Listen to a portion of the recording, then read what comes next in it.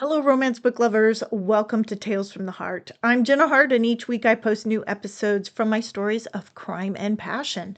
Right now, we're listening to Old Flames Never Die, Book 2 of the Valentine Mysteries. This week is Episode 8, Chapter 13, where Tess and Daniel go on the hunt for whoever killed Charles Danforth and possibly tried to kill her. And we ponder Jack's whereabouts. Now, if you'd like to read along or get ahead in the story, you can get Old Flames Never Die from your favorite ebook retailer or save by buying direct from me. You can visit jennaharte.com/Valentine for all the information and links. Now, Old Flames Never Die is the second book in the Valentine Mystery series. So if you missed book 1, Deadly Valentine, you can listen by checking earlier episode postings, or if you'd like to read it, you can get the book for free at my website, jennaharte.com. Now, Tales from the Heart is posted to podcast platforms and YouTube each week. These episodes are edited to censor out the more intimate content. But if you'd like to have a version that includes the spicy bits, plus get early access to the episodes, behind-the-scenes information about the stories, bonus content, and more, please join me over at reamstories.com. You can learn more at reamstories.com/Jenna Harte. Now, never miss the mystery or romance by hitting the subscribe button, and remember that all the details and links you might need are just a click away in the description. Now, snuggle up, get comfy, and enjoy the show. Chapter 12. I'm Not Dead. Tess's car came to a stop in a field. Somehow it landed upright, and she was still strapped into her seatbelt. Disoriented, she thought maybe she was turned around and now facing the direction she'd been driving, but couldn't be sure because the spiderweb cracks in her windows made it impossible to see out. She was alive, but her relief was short-lived when she remembered the truck. Her head snapped up, causing every muscle in her body to scream. But it didn't matter. She didn't want to be sitting in her car if the person in the truck was coming back. She heard yelling and turned to look out the passenger side window. The distorted image of a man ran toward her. Oh, God. She frantically worked to get her seatbelt unclasped. It was no use. It was jammed, and the man was too close. Jesus, are you all right? Wow! No. Tess could hear herself chant as she yanked and pulled on the belt.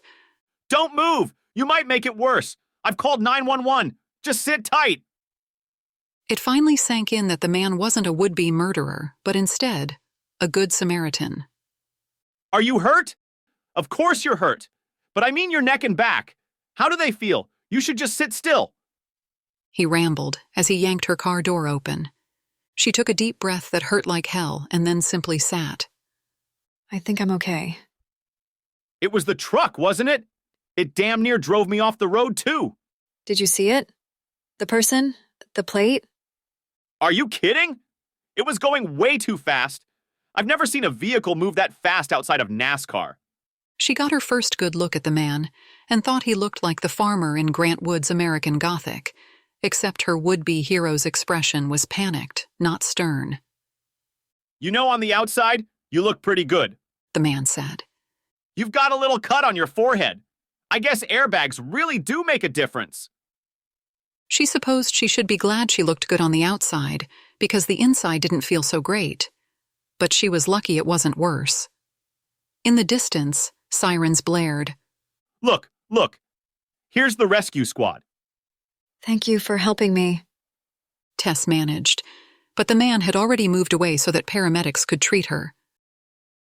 Could have been worse. The emergency room doctor's words replayed in her mind. Fortunately, after being poked, prodded, and tested, it was determined that Tess's injuries consisted of a few superficial cuts and bruises. She gave a statement to a Bucks County deputy sheriff and was finally ready to leave the hospital. Except she didn't have a car. Just her luck. In the last 3 months, she lost her house and office, and now her car. She wondered if she'd lost her man, too, since Jack still hadn't called her back. Pulling her phone from the purse that survived the accident unscathed, she called his cell number again and got his voicemail. Again. She left a message. Again. And worried. Again. Was he hurt? Was he done with her? Where was he? She decided to try his office. Hi, Mrs. Stauffer. It's Tess. Is Jack available? There was a pause. Mr. Valentine isn't in today. He went up to Northern Virginia, I think, to visit Miss Peterson. He'd left town? Tess's heart sank. He'd gone to visit Cora before, but he'd always told her where he was and when he'd be back. Not wanting Mrs. Stauffer to know she was out of the loop where Jack was concerned, she said, Oh, that's right. I completely forgot. Mr. Chancellor's here. He might know more about Mr. Valentine's plans. That was weird, too. Why would Brad be in Jefferson Tavern? Had Jack left town for good?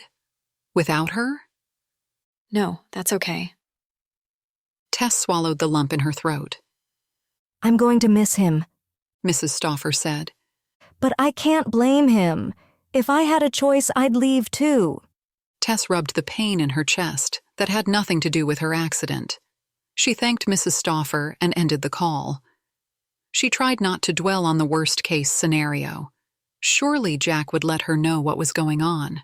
She could only hope that when he did talk to her, he would include her in his new plans. Since Jack couldn't help her, her only choice was to call Daniel. She made the call brief, telling him she'd had an accident, needed a change of clothes to replace the ones the paramedics ruined, and a ride. She hung up before he could interrogate her. What the hell? Daniel stormed into the little emergency area of the hospital. I'm fine. Just a few bumps and bruises. Someone tried to kill you. But he didn't. Did you bring me some clothes? He gave her an annoyed look. Before either of them could say more, Shelby Worthington breezed in. I come bearing gifts. It was Tess's turn to look annoyed. Married to Daniel's cousin Philip, Shelby was the quintessential trophy wife and the last person Tess needed to deal with. I must say, Tess, you have fabulous taste in underwear. Who'd have thought? Shelby handed a small overnight bag to Tess. Tess took the bag, but kept her eyes on Daniel. He gave her a sheepish smile. Mom is working and I wasn't comfortable going through your things. So, what happened? Shelby asked. Someone ran me off the road. Tess opened the bag, curious as to what Shelby picked for her. On purpose? Tess nodded. Yes. Wow. Was it Liv Danforth? No doubt she wants you out of the way. Why would you say that? Daniel asked. Because everyone knows she needs a new sugar daddy now that she got rid of her husband. You think she killed her husband? Tess asked. Everyone knows she did. There's no evidence to support that? Daniel shook his head. He's dead, isn't he? Very. But there is nothing that links her to the crime.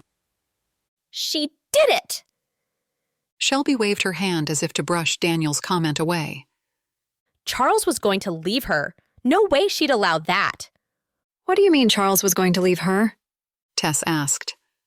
Shelby looked at Tess and then Daniel as if they were the two biggest dummies on earth. He's got a new woman from Tennessee or Kentucky or someplace like that. Turns out the horses weren't the only things breeding when they got together. Teresa Cromwell was from Tennessee. How do you know this? Daniel rested his hands on his hips as he stared in confusion at his cousin-in-law. Everyone knows it. Like who? I heard it from Monica Snowden. How would she know about Charles Danforth's personal life? Her husband introduced them. Shelby said matter-of-factly. How do you not know this if you're investigating it? None of Danforth's friends have indicated he was leaving Liv. Why would Monica Snowden know? Shelby shrugged. I don't know. Maybe from the other woman. Just because Charles doesn't kiss and tell doesn't mean she doesn't. She had a point. Tess knew from Daniel that Teresa Cromwell would be coming to the funeral and that he thought there was an affair between her and Danforth, so Shelby's gossip could have some truth to it. Shelby's phone beeped. Oh, that's Lauren, she said, looking at the text. She's redoing her kitchen, and I said I'd stop by to help her with ideas, so I've got to run. She put her phone back in her purse. By the way, Tess, where do you get your lingerie? I'm sure Philip wouldn't mind my picking up some. Quesadillas. In the historic area? Yes. Maybe after I visit with Lauren, I'll stop by. Tess watched her go, and then turned to Daniel. I asked her to get your stuff just so I wouldn't have deal with your lingerie, and yet... Really? You thought Shelby was discreet? How was I supposed to know you wore couture undergarments? Couture, that's what she called it. He shuddered. What started out as amusing was quickly becoming uncomfortable. Daniel must have thought so too, as he said, So do you know who tried to kill you? No. But I did get some interesting information in Bucks County. I think we need to talk to Wilson again. We? No, not we. Me. You're going home to rest. I don't want to rest. I want to find out who tried to kill me. his eyes narrowed. Where's Jack? He'll haul you home. He's visiting Cora. He studied her for a moment. You haven't told him about the accident? No, I left him a message to call, but didn't mention the accident. That seems like something I should tell him in person. I doubt he'd see it like that. I'm fine. Can we just get on with the investigation? I shouldn't do this. He shook his head. He did that a lot. I'm part of this now. Personally, part of it. Hiding won't change that. We need to visit Danforth's son first, then we'll go to see Wilson. They bypassed the house when they arrived at the Danforth property, and instead headed to the barn area and guest house. Are they staying at the guest house? Tess sat in the passenger seat of Daniel's cop SUV. No. I want to see what sort of vehicles are parked here, and if you recognize any of them. Chances are good that whoever tried to kill you is involved in Danforth's murder. Do you buy Shelby's idea that it was Liv? I don't know, although I do want to talk to Liv about where she was this morning. What about Shelby's claim that Charles was leaving Liv? Shelby likes to gossip, but she's nearly always right. I plan to talk to Monica Snowden before I talk with Teresa Cromwell. Tess nodded. Daniel pulled up and parked next to the row of trucks. I'm not sure I can identify the truck, and I know I can't identify the driver. Doesn't hurt to look, he said. Tess scanned the line of trucks parked outside the barn and realized finding her assailant would be impossible. Do you suppose that black is the most common truck color in Virginia? He shrugged. His features looked grim as they looked over the trucks, 3 of which were black, like the truck that had driven her off the road. Let's at least find out who owns these. You wait here. Why don't I come with you? Maybe my appearance will cause someone to slip up. He took a deep breath. Why do you make it so damn hard to keep you safe?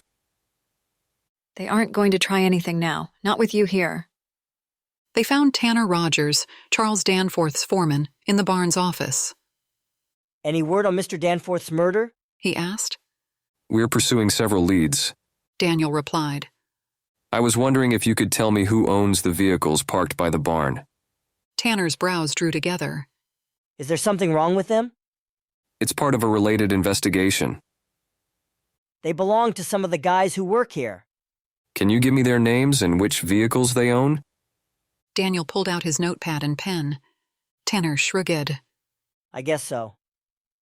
He followed them out to where the trucks were parked. This one is mine. He pointed to the first black one. What time did you arrive here today? Daniel asked. About 6:30. Have you been here the whole time? He shifted, kicked a dry piece of manure with his booted foot. I had some errands this morning.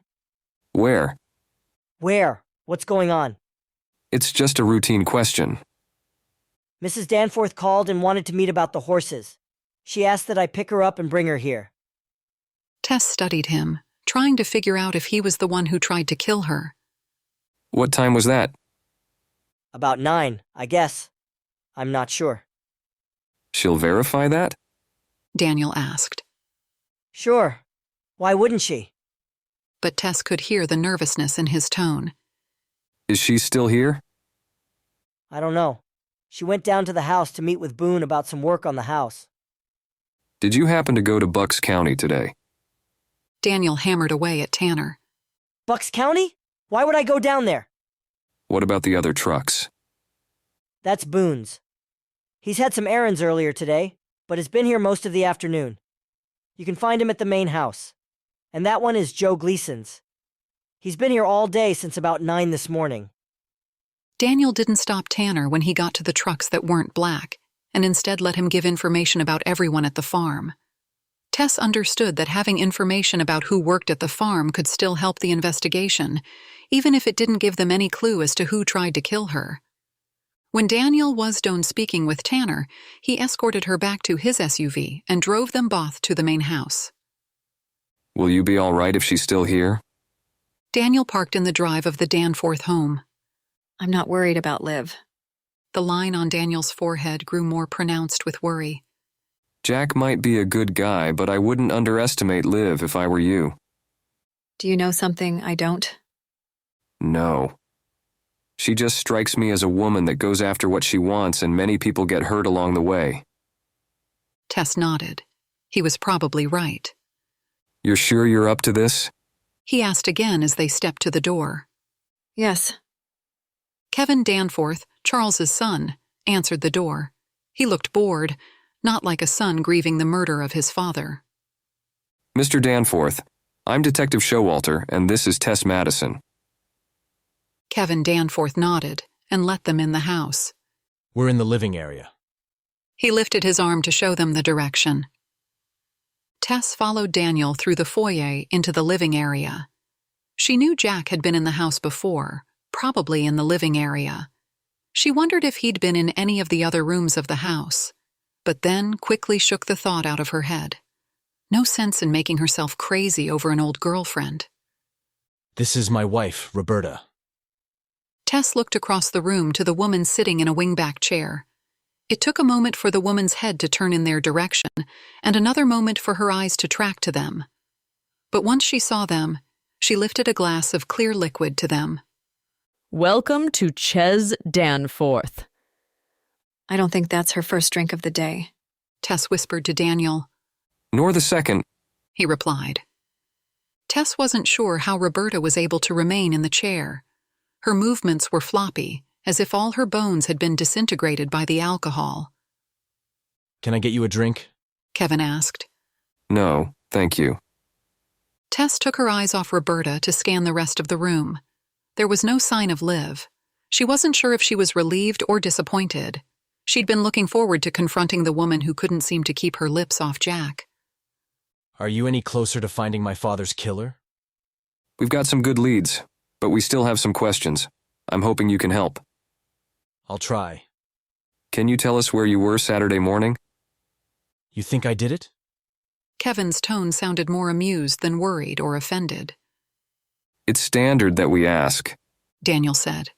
I was on a retreat. Kevin moved to a cabinet and pulled out a bottle of amber-colored liquor. Retreat? Daniel asked. Yes. Once a month I go away for the weekend. He poured the liquid in the glass, drank it in a single gulp, and then poured another shot before putting the bottle back. Where do you go? Mommy, dearest. Roberta slurred. Kevin closed his eyes, and Tess wondered if he was hoping she'd be gone when they opened. He didn't get his wish. I've been thinking of taking a more permanent retreat. He glared at his wife. This time I went to the Poconos. Other times I've gone sea fishing. Occasionally I head to Vegas. But last Saturday you were in the Poconos? Tess could tell by Daniel's tone he was skeptical. It wasn't a place someone with Kevin's taste would choose to visit. Atlantic City seemed more his style. It's not exotic, but it's a way. He turned again to his wife, who was occupied with trying to pick up a piece of ice floating in her glass. What kind of relationship did you have with your father? Not great. Did you argue? No. To argue would mean he'd have to make an effort to care. He didn't care about you? He didn't care about anyone. Kevin didn't seem bothered by his father's behavior. Or maybe he was just resigned to it. She knew what that was like. She'd learned a long time ago her parents would never be the loving ones usually depicted on TV. When was the last time you talked to him? Daniel asked. I saw him in February at my grandfather's funeral. We didn't speak, though. We haven't spoken in years. Did you have a falling out? Tess asked. No. Basically, I'm a disappointment to him. He thinks I'm a slacker, and I suppose I am. But I can afford to be. Kevin took a seat on the couch, but didn't offer one to Tess or Daniel. She couldn't determine if that was on purpose or if he didn't have any manners. She suspected the latter. By slacker, you mean? I don't work. I live off my ancestors' great fortune. Kevin held his glass up, as if to honor those who'd earned the money that allowed him to live a spoiled, rich life. Tess hadn't had an opinion of Kevin one way or the other until that moment. At his comment, she immediately disliked him. She could see why his father was not only disappointed in him, but chose to avoid him. I figure if I worked, I'd be taking a job from someone who really needed it, especially in this economy. I'm doing someone a favor by staying out of the workforce. Tess wanted to gag. She looked at Daniel, and while he tried to keep his face unreadable, she could see he wasn't impressed with Kevin's sacrifice either. Do you know about his relationship with Mrs. Danforth? My mother or his current wife? Both. Once he and my mother divorced, it was like they'd never even met. As far as I know, they haven't talked since I got married. Do you know about his current wife? Ha! Roberta exclaimed. Tess thought she was smirking as she lounged back in the chair, popping an ice cube into her mouth. Kevin rolled his eyes. I suspect they were married in name only. Why would you say that? Because my father eventually loses interest in everyone. When that happens, he simply disengages, lives his life doing what he wants. If you don't talk to your father, how do you know if he's lost interest? Tess asked. I know my father. He's the same with his projects. Kevin used air quotes at the word projects. He acts like he's a big-deal businessman, but they're all hobbies that mostly lose money and eventually he walks away from them. Can you give an example? Tess asked. My father, at various times in his life, owned restaurants, started a real estate flipping business, tried to be a pro golfer. You get the picture. Currently, he's trying to breed the next secretariat. And his latest project was some development south of here, although I understand all the building has stopped. There's a big surprise. Do you know anything about his relationship with the development partner? Tess asked. No, except that it's probably taken the same course as all Dad's relationships. My father is really into people and projects at first. They're like these big, shiny toys. But then the novelty wears off, and he simply ignores them. Back to Liv Danforth, do you have any reason to think she may have been involved in your father's murder? Daniel asked. Liv? I doubt it. Why would she? You tell me. Spouses kill for passion and money, right? Well, there was neither here. What do you mean? Any woman would love to be in Liv's position. She's got a husband with a big trust who doesn't care what she does with it or with herself. As long as she lets him do his thing, she can do whatever she wants. Some women would like love, maybe a family. Tess suggested. Have you met Liv? Kevin asked. No. She was about the money. What about the money? You said people kill for passion and money, but there wasn't either. But there was money unless the trust is drying up. Daniel asked. He would have made her sign a prenup. No. She gets more money being married to him than having him dead. The foreman said she was here. Has she moved back to the house? Daniel asked. Kevin shook his head. She stopped by this morning because she's doing some work in her bathroom. New tile or something. I don't know. She came in, barely acknowledged us, and then went to her room. Daniel's brows grew together. How long was she here? She left about 1 or so, I think. I'm not sure. Was she here the whole time? Kevin gave Daniel an exasperated look. I don't know. I assume so, but we tend to stay out of each other's way. It almost sounds like you don't like each other. It actually sounded a lot like Tess's parents. I don't like my dad, and by extension, her. Kevin said. Liv Danforth hinted that your father wasn't faithful. Daniel said. Any idea who his mistresses were? Kevin shook his head. I have no idea. Do you know Teresa Cromwell? Daniel asked. No. Daniel studied Kevin for a moment. Well, I guess that is it for now. Do you need to talk with Roberta? They all looked to find her curled in a fetal position. The scene was accentuated by a loud snore. We can talk to her later. Thank you so much for listening to this episode from Tales from the Heart. I hope you enjoyed it, and we'll be back to find out what happens next. What will Tess and Daniel learn from Wilson when they go talk to him? And where the heck is Jack? Why hasn't he called Tess back? Remember, you can listen to full uncensored episodes over at reamstories.com/Jenna Harte. And if you'd like to read along or get ahead in the story, you can get Old Flames Never Die from your favorite ebook retailer or save by buying direct from me. All the details and links you might need are just a click away in the description. Don't miss the next episode. Hit the subscribe button so you know when it's posted. And thank you again for listening. Until next time, this is Jenna Harte wishing you peace, love, and happily ever after.